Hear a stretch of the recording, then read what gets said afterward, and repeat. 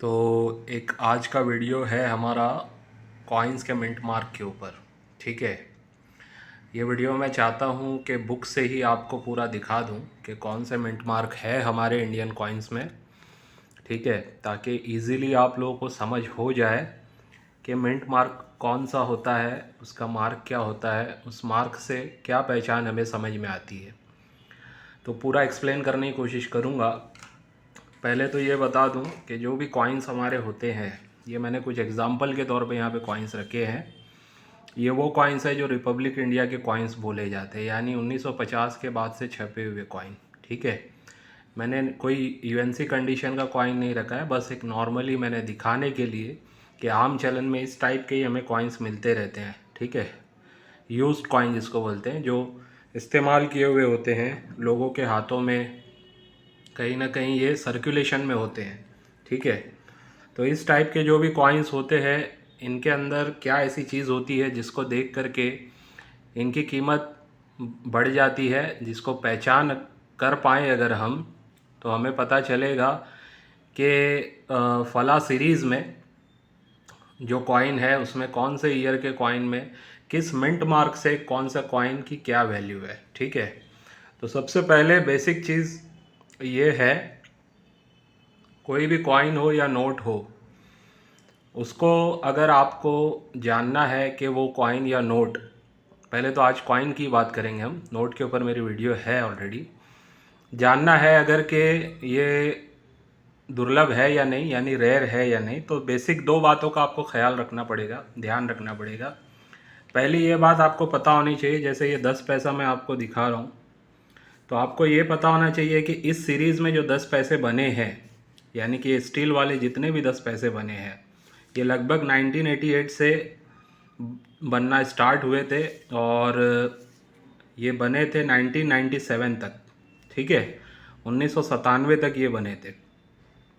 तो आपको ये पता होना चाहिए कि इसकी पूरी जो सीरीज़ बनी है इतने सालों में, इनमें से कौन से ईयर के कॉइन्स कलेक्टेबल हैं, कौन से ईयर के कॉइन्स स्केर्स कैटेगरी के हैं, या कौन से ईयर के कॉइन रेयर कैटेगरी के। तो यानी पहले आपको इसका ईयर देखना पड़ेगा। यानी जैसे इसमें लिखा हुआ है 1988, और 1988 के नीचे एक सी बना हुआ दिख रहा होगा आपको। ठीक है, छोटा सा एक सी दिख रहा होगा, तो ये एक तरीके का मिंट मार्क है। यानी मिंट मार्क उसे कहते हैं जो बताता है हमें कि फला ये कॉइन कहाँ से बन के आया है, किस मिंट से बन के आया है, किस टकसाल से बन के आया है। ठीक है, अभी हमारे भारत की अगर बात करें, रिपब्लिक इंडिया के जो कॉइन्स बनते हैं हमारे, वो 4 अलग अलग मिंट से बनते हैं। एक है हमारी मुंबई, बॉम्बे मिंट भी बोला जाता है। दूसरा है कलकत्ता, कोलकाता भी बोला जाता है। ठीक है, फिर है हैदराबाद। ठीक है, और एक है नोएडा। नोएडा मिंट 1988 के बाद से बनी है। ठीक है, ये बात का भी ध्यान रखें, 1988 से पहले नोएडा मिंट नहीं थी। तो अब ये जो मिंट्स है, कहीं ना कहीं भी यहाँ पे देखते हैं हम, पहले शुरुआत करते हैं बॉम्बे मिंट से। तो बॉम्बे मिंट में अगर जो भी कॉइन बनेगा, उसके ईयर के नीचे आपको इस तरीके का एक डायमंड नज़र आएगा, इसको बोलते हैं डायमंड मिंट मार्क। ठीक है, तो 1962 से अगर आप कॉइन्स देखेंगे, या उससे पहले भी सॉरी, तो उनमें जो भी डायमंड आपको नज़र आएगा ना, वो डायमंड होता है बॉम्बे मिंट की पहचान। यानी वो बॉम्बे मिंट या मुंबई मिंट से बना हुआ कॉइन है। इसी तरीके से इसमें आपको एम भी देखने मिलता है, यानी कोई कोई कॉइन में आपको अल्फ़ाबेट, जैसे यहाँ पे अभी सी दिखा है आपको इस कॉइन में, तो वैसे ही किसी किसी में एम दिखेगा। तो एम भी बॉम्बे मुंबई मिंट की ही पहचान है। यानी एक है डायमंड, दूसरा है एम। ठीक है, अच्छा इसमें एक चीज़ और ऐड कर दूं, एक बिग डायमंड भी आता है और एक स्मॉल डायमंड भी आता है। मतलब दो वैरायटीज़ है, किसी किसी में छोटा सा डायमंड जो जल्दी दिखेगा नहीं कि डायमंड है या नहीं, और एक में अच्छा डायमंड होता है, मतलब इतना है कि नज़र आ जाता है डायमंड बना हुआ है। तो ऐसे दो टाइप की डाइज भी डायमंड की इसमें एग्जिस्ट करती है।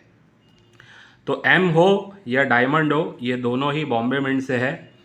सबसे आसान होता है कलकत्ता मिंट, कोलकाता मिंट की पहचान। ये इसकी पहचान ये है कि ईयर के नीचे कोई भी मिंट मार्क आपको नज़र नहीं आएगा। ठीक है, ईयर के नीचे कोई भी मिंट मार्क नज़र नहीं आएगा, उसी को कहते हैं कोलकाता मिंट। जैसे कि एग्जांपल के तौर पे यहाँ पे ये 5 रुपीज़, ये 2004 के नीचे आप देख रहे हैं कोई भी मिंट मार्क नहीं है। फिर आप ये देख सकते हैं 2 रुपीज़, 2004 के नीचे कोई भी मिंट मार्क नहीं है।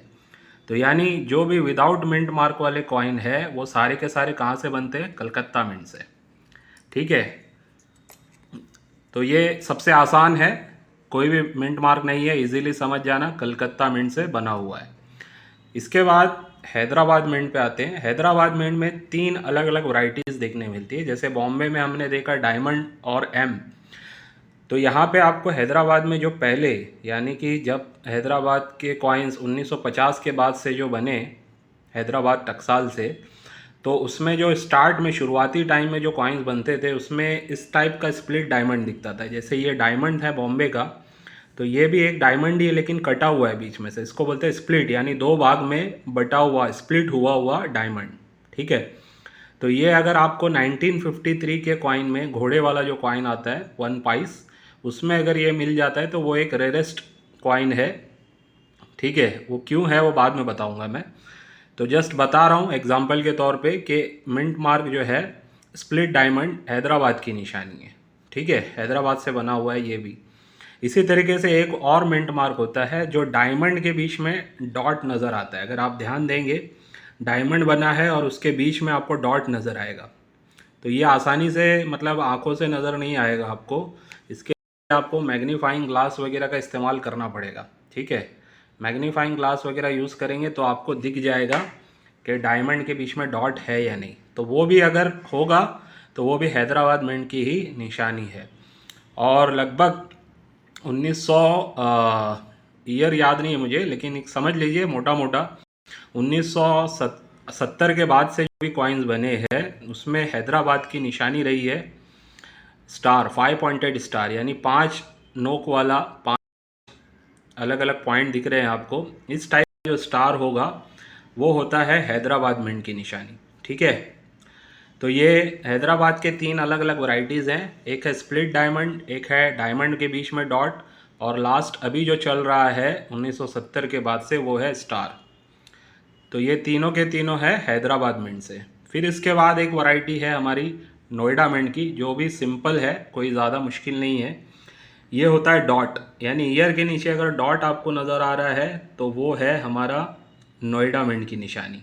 यानी दिल्ली से जो नोएडा मिंट है हमारी टकसाल, वहाँ से जो भी कॉइन बनता है उसके ईयर के नीचे आपको डॉट नज़र आता है। अच्छा, इसमें भी 2 वैरायटीज़ एग्जिस्ट करती है, यानी कि जैसे मैंने बॉम्बे मिंट में बोला बिग डायमंड, स्मॉल डायमंड, इसमें भी एक बिग डॉट और स्मॉल डॉट एग्जिस्ट करता है।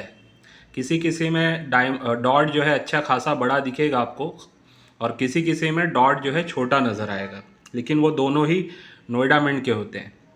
अच्छा, इन मिंट में एक चीज़ और कॉमन है मिंटिंग में, मार्क में, वो ये है कि जो रिपब्लिक इंडिया के जितने भी मिंट मार्क दिखते हैं हमें, वो एग्जैक्ट ईयर के एकदम नीचे सेंटर में नज़र आएंगे। जैसे 1990 है, उनके बीच में बस नीचे ये मार्क बना हुआ होगा।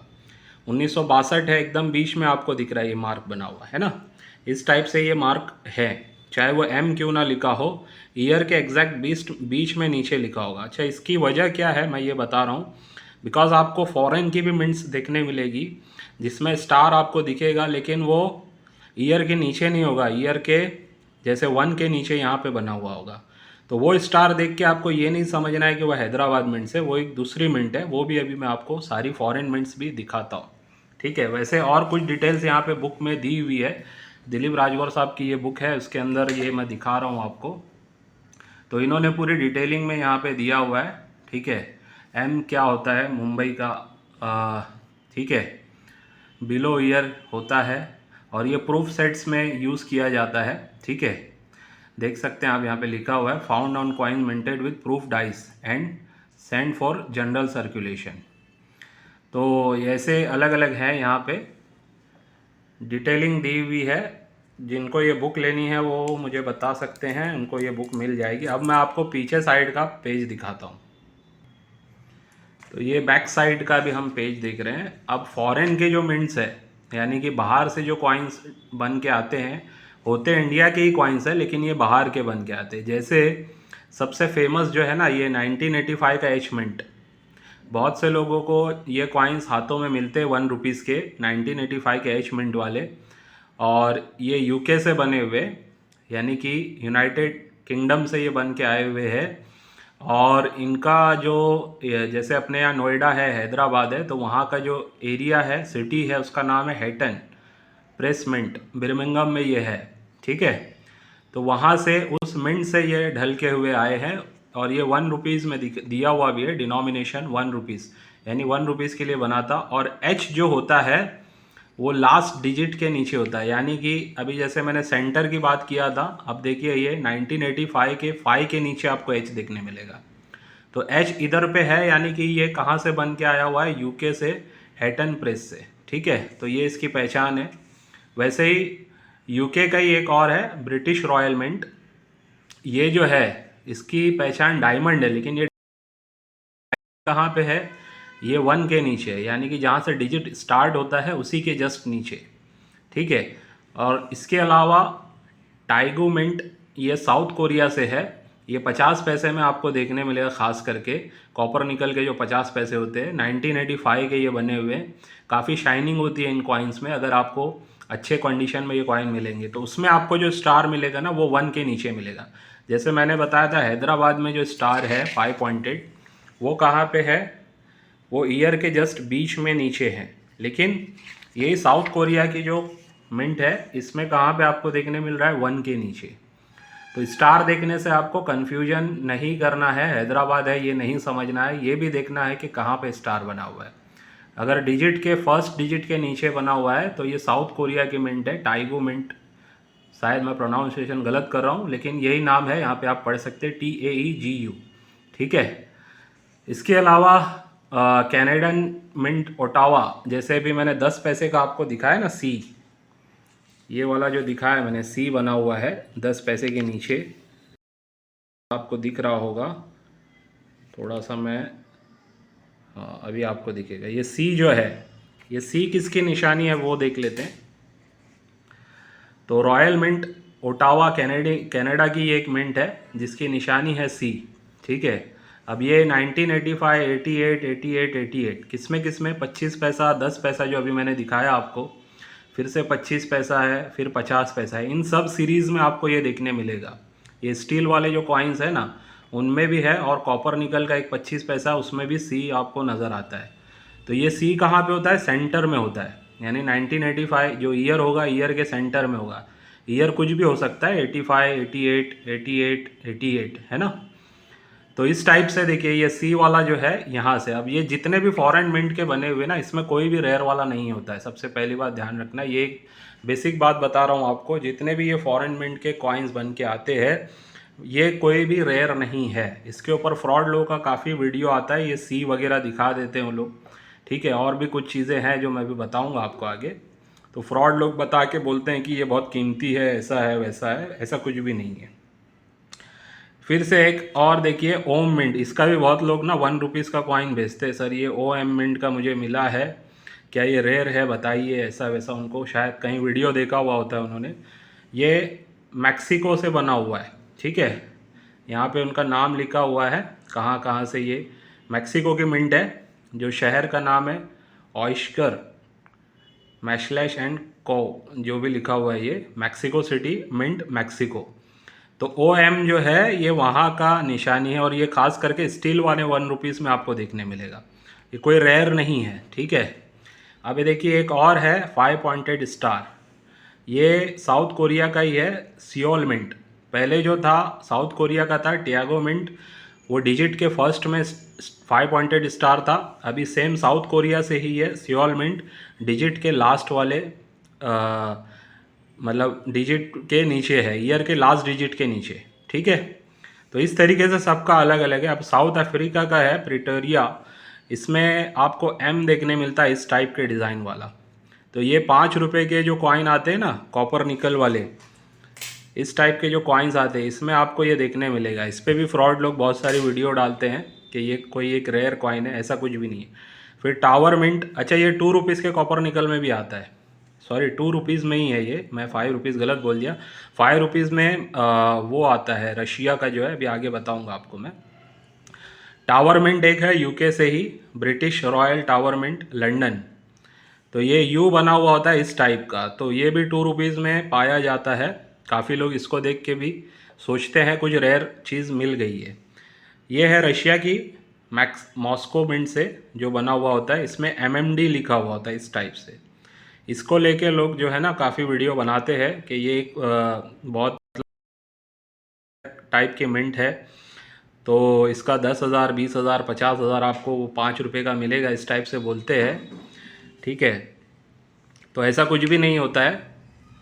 और इसके बाद जो है वो है लास्ट में 1999, आप इधर देख रहे हैं MK।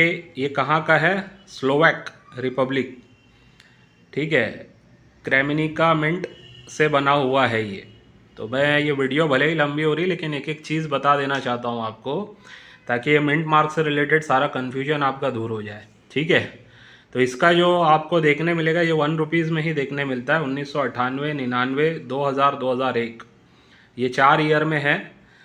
स्टील वाले जो 1 रुपीज़ आते हैं उसमें ये आपको देखने मिलेगा, सर्कल जैसा बना होगा और उसके अंदर ये इस टाइप का डिज़ाइन आपको देखने मिलेगा, है ना। सेंटर में रहेगा MK लिखा हुआ होगा, ये MK आपको दिख रहा होगा MK। तो इस टाइप से जो होगा वो स्लोवेक रिपब्लिक से बन के आया हुआ है। जो मिंट का नाम है वो है क्रेमिका मिंट। ठीक है, तो इनकी सबके यहाँ पे फ़ोटो भी दी हुई है किस टाइप से ये दिखते हैं। लंदन मिंट का, हैटन मिंट का, टियागो का स्टार, ओटावा C है ना, मैक्सिको M, सियोल का स्टार है ना, प्रिटोरिया का M है, टावर का U है, मॉस्को का MMD है, क्रेमिका का MK है। तो ये भी जितनी मिंट्स है ये सारी की सारी फॉरेन मिंट है और ये हमारे इंडिया के कॉइन्स में पाई जाती है। लेकिन इससे कोई भी फ़र्क नहीं पड़ता है कि ये मिंट का अगर कोई कॉइन आपको मिल रहा है तो वो रेयर है, ऐसा नहीं। रेयर जो कॉइन होता है ना, वो कॉइन कम तादाद में छपा हुआ था। अभी जैसे ये 2004 का कॉपर निकल का जो 5 रुपया है, ये स्केयर कैटेगरी का माना जाता है। ठीक है, वैसे ही 2004 का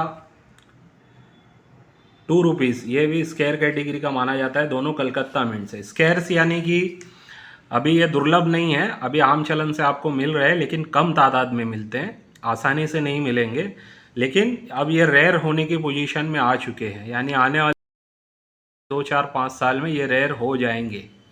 तो जब ये रेयर घोषित हो जाएंगे तब इनकी डिमांड, इनकी प्राइसिंग काफ़ी बढ़ जाएगी। तो इसीलिए मैंने जो स्केयर्स कैटेगरी के और कलेक्टेबल कॉइन की मैंने पोर्टफोलियो का जो बनाया हुआ है पूरा कॉन्सेप्ट, वो यही है कि रिपब्लिक इंडिया के जो भी कॉइन्स है उसमें से स्केयर और कलेक्टेबल वैरायटीज़ में आप लोगों को दे रहा हूँ, जिससे आप लोगों को आगे चल के कहीं ना कहीं फ़ायदा होने वाला है। तो उम्मीद है कि आज की वीडियो से आपको कहीं ना कहीं समझ में आ गया होगा कि कॉइन्स जो है उनकी मिंट्स कैसी होती है, उनके मार्क क्या होते हैं। अच्छा, आप दुर्लभ कैसे होते, कोई मिंट मार्क से कोई कॉइन दुर्लभ कैसे होता है, वो भी थोड़ा सा बता देता हूँ। मिसाल के तौर पे 5 रुपीज़ का यही कॉइन, इसमें जो है ना, ये अभी जैसे कलकत्ता से स्केयर है, लेकिन इसी में हैदराबाद का मिलेगा आपको, यानी ईयर के नीचे स्टार जो बना होगा बीच में एकदम, वो रेयर कॉइन हो चुका है। रेयर यानी कि दुर्लभ, अब वो आपको आसानी से नहीं मिलेगा। और इस कंडीशन में भी, ऐसी कंडीशन में भी उसका 300-400 रुपये आपको मिल सकता है। और एकदम फ्रेश न्यू कंडीशन होगी तो 1500 से 2000 रुपये आपको मिलेगा एक 5 रुपये का। तो अभी जो मार्केट में बिकता है एक्स्ट्रा फाइन कंडीशन में लगभग 1000 रुपया 1200 रुपये में बिकता है। ठीक है, जेम यूएनसी का लगभग 1500 से 2000 में बिकता है। जेम नहीं, यूएनसी की बात कर रहा हूँ, यानी एकदम न्यू ब्रांड जैसे होता है ना, इस पर चमक होती है पूरी, यूज़ नहीं होता है, वो टाइप का कॉइन।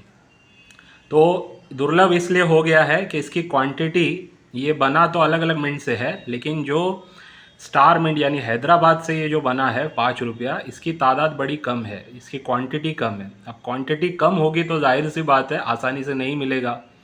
अब जब आसानी से नहीं मिलेगा तो वो दुर्लभ श्रेणी में चला गया, यानी कि रेयर कैटेगरी में चला गया। तो यही सिस्टम है, बस आपको अब पता रहना चाहिए कि कौन से ईयर का, कौन से मिंट का सिक्का दुर्लभ है, या स्केयर कैटेगरी में है। अगर ये चीज़ आपको पता है तो ही आप सही सिक्के कलेक्ट कर पाएंगे। अब जैसे आप ये 5 रुपये के ऐसे बहुत सारे फ़ोटो भेज देते हैं, सर इसमें से बताओ, तो मैंने क्या किया हुआ है, 5 रुपये की कॉइन्स की सीरीज़ बनाई है। उसमें मैंने बताया है कौन से स्केयर है, कौन से रेयर है, कौन से कलेक्टेबल है, आप उसमें जाके देख सकते हैं।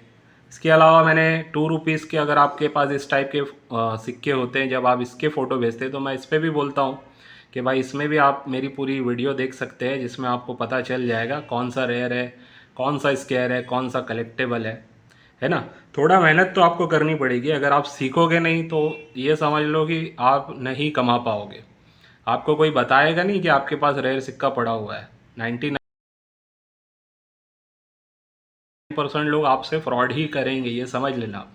अगर आपके पास कोई रेयर सिक्का भी होगा, जैसे यही 5 रुपये वाला अगर हैदराबाद का आपके पास होगा, और आप किसी को दे दोगे कि भाई ये मतलब सिक्के की क्या कीमत आ सकती है, वो बोलेगा ला भाई 50 रुपये देता हूँ, तो आपको तो पता ही नहीं है, वो तो 1500 में भी बिक सकता था, ठीक है, या कम से कम 500-700 में भी बिक सकता था, तो आप तो दे